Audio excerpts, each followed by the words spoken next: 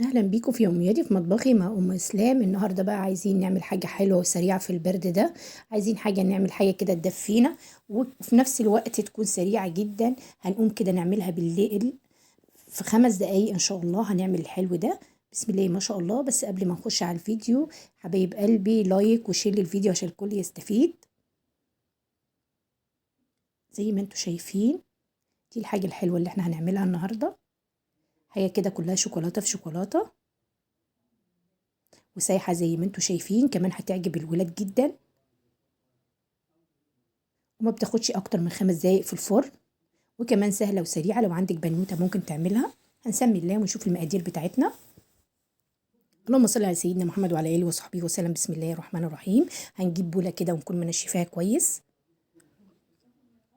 المقادير بتاعتي معايا 10 معالق من الدقيق، وذره ملح، و5 معالق من الكاكاو الخام، و5 معالق من السكر، وذره فانيليا، وكوبايه لبن، ونص كوبايه زيت، وباكت بودر من خميره الحلويات.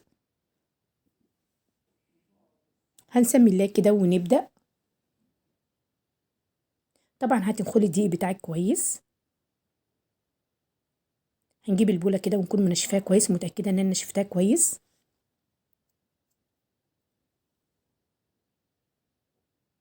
لايك حبايب قلبي عشان لايك بيرفع معايا الفيديو.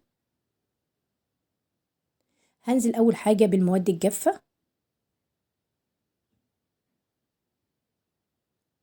زي ما قلت لك. 10 معالق من الدقيق، 5 معالق من الكاكاو الخام اللي هو كاكاو الحلويات، ذرة من الفانيليا او باكت فانيليا، ذرة من الملح، 5 معالق من السكر. السكر الحبيبات العادي اللي بتستعمليه في الشاي وفي الحاجات ديت. معايا باكت من خميرة الحلويات اللي هو البودر او معلقة ونص. بننزل بالحاجات دي كلها على بعضيها ونبتدي نقلبها.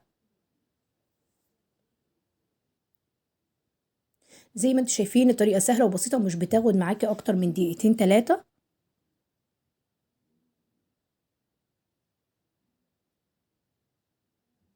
هتقلبي المكونات عشان تتجانس كلها مع بعضها. بعد ما تتأكدي ان كل الحاجات اتجانست مع بعضها،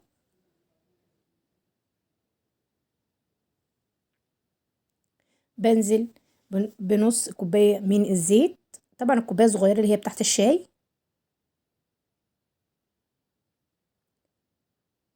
وبنزل برضو بكوباية من الحليب او اللبن، او لو مفيش حليب ممكن ميه، مفيش مشكله. وبالمضرب العادي وبتضربيها. طبعا انا حطيت كمان نص كوبايه ميه عليهم زياده، لان الدقيق بتاعي ممكن الدقيق بتاعك يقبل الكوبايه وممكن ما يقبلهاش. طبعا بقى معايا كوبايه ونص من الحليب. زي ما انتم شايفين سهله خلاص وخفيفه وكده. الفيديو بتاعنا يعتبر خلاص. زي ما انتم شايفين القوام كده بالظبط. هنجيب بقى المج اللي احنا هندخل فيه الفرن او الكاسات اللي انت هتدخلي فيها الفرن. الحاجة الموجودة عندك ممكن تعملي فيها.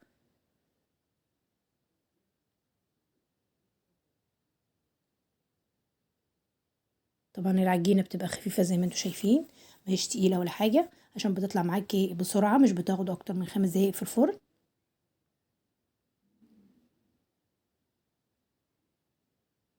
الطريقة دي سهلة وبسيطة وممكن اي بنوتة تعملها وانتوا قاعدين كده. طبعا انت مش بتملي المج، انت بتحطي التلت بس، والباقي كله بيرتفع في الفرن.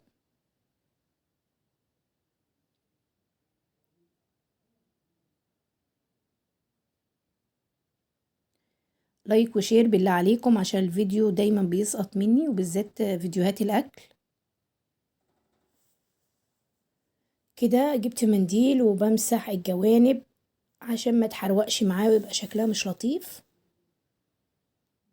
اي بواقي كده تمسحيها. هاخد الكاسات بقى وهدخلها. قبل ما ادخلها هحط فيها قطع من الشوكولاتة او النوتيلا لو الموجود عندك، ولو مفيش برضو مفيش مشكلة، هي تمام هتبقى حلوة برضو. بس زي ما وريتها لكم في اول الفيديو، هي كانت سايحة كده كأنها قطعة من النوتيلا.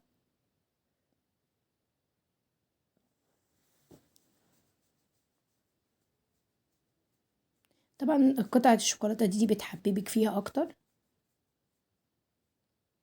دخلتها طبعا في الفرن على درجة حرارة 180، وطبعا قبل ما بشتغل بكون مسخنة الفرن بتاعي. ممكن على فكرة تعمليها في اي فرن زي ما انتوا شايفين، منتفخة ومرتفعة وشكلها الصراحة واو تحفة في الفرن.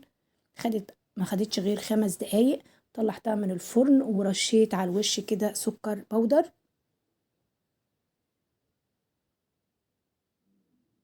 بتتاكل طبعا وهي سخنة، وبتتقدم زي ما هي كده بالظبط.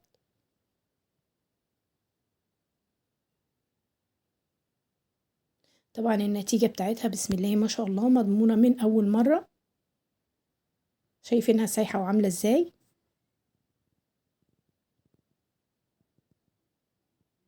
يلا حبايب قلبي، ما تنسوش لايك وكومنت كده حلو منك.